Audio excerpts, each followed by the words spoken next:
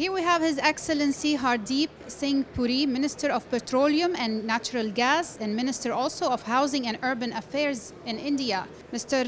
Hardeep, welcome to Abu Dhabi. How does it feel to come back after 2 years living the corona and come back here to meet everybody face to face? Well, I can tell you the navigation through the pandemic, through corona, was difficult. I can say that to you upfront. I used to be ambassador to the United Nations, both in Geneva and New York. I was accredited to the World Health Organization. I've served on the Security Council. We've dealt with pandemics in the past, H1N1, swine flu, Ebola, SARS. But this one was of a different kind. This was more like the Spanish flu of 1918, which really resulted in millions of people, losing their lives. Very early in the day, I'm talking about the period early of 2020. That there was talk about a dangerous pandemic doing the round since end of 2019. That's why it's called COVID-19. But the full impact was really felt in the first quarter or towards the end of the first quarter of 2020. Then you had a difficult choice to make. The choice was, do you opt for life or do you opt for livelihood? And because of the paranoia, people were so worried, they chose to opt for life. So they closed the economy. I was civil aviation minister, domestic civil aviation stopped. We had to run bubble flights with the rest of the world. We had to wear masks. We didn't have PPE kits. We didn't have ventilators. We strengthened our health sector. Well, I can tell you, in India, in some respects, we took advantage of that. Today, we have already administered 1.09 billion doses of vaccine. So it's very good to see economic activity operational. In the last 2 years, since beginning of 2020, and we're in the end of 21, I haven't traveled very much. So your question is very right. I'm happy to be out. I did go to Russia in between, but both that and this is work related. So, travel for travel's sake, at least the international travel has not started. And I hope that's going to start soon. India will continue to be one of the fastest growing economies. Also, energy demand is rising. How is your plans and strategies for the energy transition in India?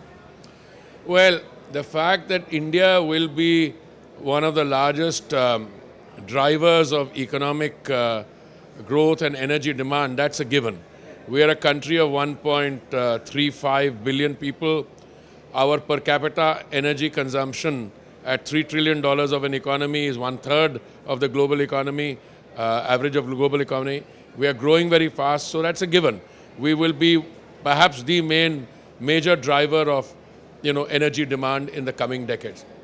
Look, you use the word transition. The transition by definition means a journey from where you are to where you are going. And you can have a difference of opinion about the time of the transition being completed.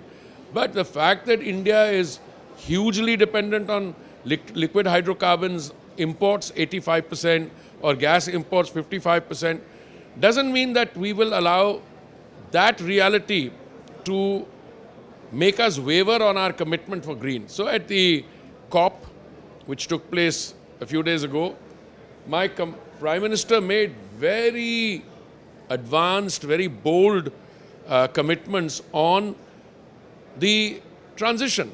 He said by 2070, India will be net zero. Now that I think was music to the ears of a lot of people.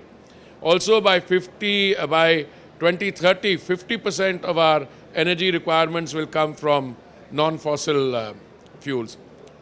Look, you can quibble with words, but that is going to be a very drastic transition plan. Somebody asked me, how will you do it? I said, well, the announcement itself is only 10 days old. So give us a little time. Most of us will go back to the drawing board and we will make that transition. Is it going to be easy? No. Is it only for India to make that transition? My answer is no.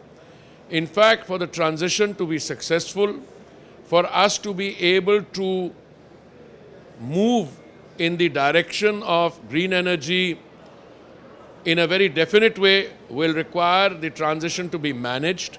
The transition will have to be orderly and on predictable lines. And I think that's in the interest of both consumer and producer nation. If anyone thinks that, for the producer nations can have unrealistically high prices of oil and get away with it, it's not going to happen. Because high oil prices, as you know, madam, they fuel inflation. One of the large economies of the world, the United States, $20 trillion economy, has already got inflation figures which are the highest in 30 years. So you started by asking me about the transition during the pandemic. The whole idea of moving and navigating through the pandemic was through economic recovery, economic revival. So we moved from life to livelihood, to jobs. Now, if there is inflation, that inflation could undermine the very basis of that recovery. That is my point. A lot of people are seeing the challenges going forward in this are mainly financial and how to do this and being inclusive, to include the people so they don't have to pay for it at the end. What do you think? Every time the United Nations sets itself difficult tasks, there will be social activists and others who will say, main challenge, there will be some people who will say main challenge is financial, or the developed countries want. That's all true. I'm not denying any. I'm saying something else. If you are serious about your commitment, then you're going to get there. Whether or not the other supportive, enabling environment is forthcoming or not. Now, I think the point we made very early was that, you want to leave the earth when we are gone for our children and grandchildren in a better way than was left for us. And that you are not going to have to, gasp for breath, literally. Let me ask you my last question about ADIPEC. As an international platform now bringing everybody in, meeting, discussing challenges, opportunities, how do you see the importance of such events now, especially after the COP26 and the new targets everyone is setting? Well, the importance of something like ADIPEC in and of itself is of a very high order. Make no mistake on that. I mean, there are few events which bring together the ones who are doing research on energy issues, petroleum, natural gas, other forms of energy. There are those who are the producers, there are those who are the financiers, there are those who are the brokers, there are the consumers. So there are very few events of that standing, and ADIPEC has always been one of them. So this time ADIPEC is being held physically and very important for two reasons. One is it's post-pandemic. So there is that revival in global economic activity, revival in meetings, in people meeting, having interaction, and more important, it is coming on the back-to-back of the Glasgow event.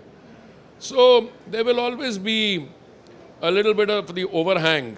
As I said, if you take the COP in the correct spirit, the very fact that you're having a reinforced focus on renewables and green hydrogen, that's a good sign. I mean, I'm seeing that. In India, it's mission mode. But if you think that, a climate related meeting can be used to stop large countries from making sure that their grid has enough electricity in it, that's not going to happen, So, and you can go on quibbling about, how do you put it, whether, if you're an English speaker, whether you have a phase out or a phase down. I don't know which means what. It doesn't really matter. I think as far as I'm concerned, I mean, the objective is very clear. The timelines, the specific programs we will do, they will be worked out in the coming weeks and months.